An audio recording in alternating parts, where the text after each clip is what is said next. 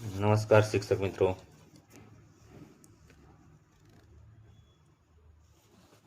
NPS statement માટે આપણે login થવું ખૂબ જરૂરી છે, પણ ઘણા શિક્ષક મિત્રોના મોબાઈલ નંબર બંધ થઈ ગયેલા છે અથવા તો ઇનએક્ટિવ થઈ ગયા છે. તો એના માટે આપણે પાસવર્ડ કઈ રીતે રીસેટ કરી શકીએ.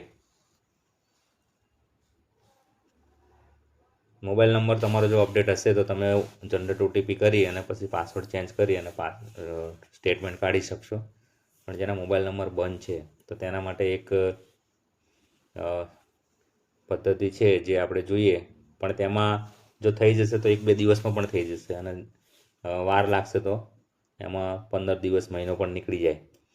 એટલે આપણે એક આ ટ્રાય કરી શકીએ. તો સૌપ્રથમ આપણે NSDLCRA.NPS-ની જે વેબસાઇટ છે એના પર જઈશું. ત્યાં સબસ્ક્રાઈબર લખેલું હોય ત્યાં આપણે રીસેટ પાસવર્ડ એના પર ક્લિક કરીશું. એટલે ત્યાં 2 ઓપ્શન આવશે, reset password using secret question અને ઇન્સ્ટન્ટ સેટ રીસેટ પાસવર્ડ. તો આપણે ઇન્સ્ટન્ટ સેટમાં જઈશું.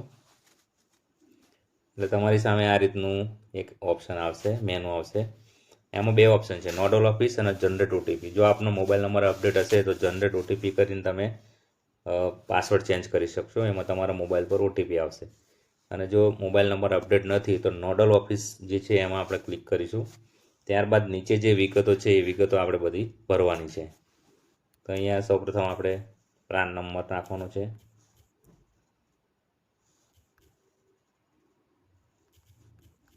ત્યારબાદ બર્થ ડેટ નાખવાની છે.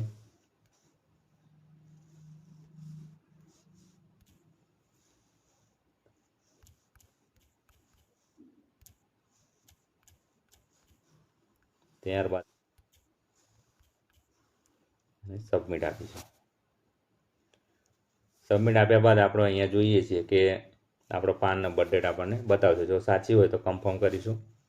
ત્યારબાદ આ રીતનું મેનુ આવશે. એટલે તમારી જનરેટ થઈ ગઈ છે રિક્વેસ્ટ. અહીંયા ઉપર લખેલું જો તમારે પ્રિન્ટ કાઢવી હોય તો એના પર આપણે ક્લિક કરીશું અથવા તો સ્ક્રીનશોટ પાડી લેવાનો.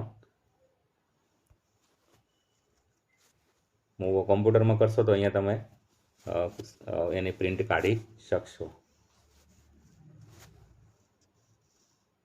તો આ રીતે તમે ડાયરેક્ટ સેવ એઝ પીડીએફ કરી શકશો મોબાઈલમાં. એટલે આ સેવ થઈ જશે.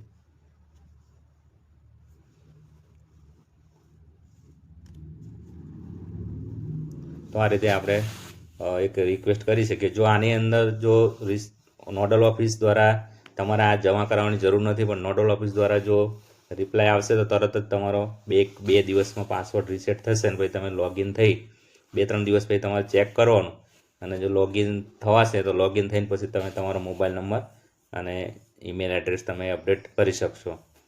અને જો કોઈને વાર લાગે તો વધારે પણ સમય થઈ શકે છે, પણ આ એક સરળ રસ્તો છે. કારણ કે S2 ફોર્મ ભરીને જો તમે આપશો તો એમાં ઘણો ટાઈમ લાગી શકે છે.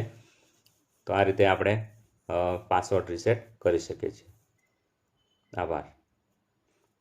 સુનિલભાઈ ચાવડા, પ્રમુખ, નાંદોદ તાલુકા પ્રાથમિક શિક્ષક સંઘ. જો હજુ પણ કંઈ તમને પ્રશ્ન હોય તો તમે કોલ કરી શકો છો.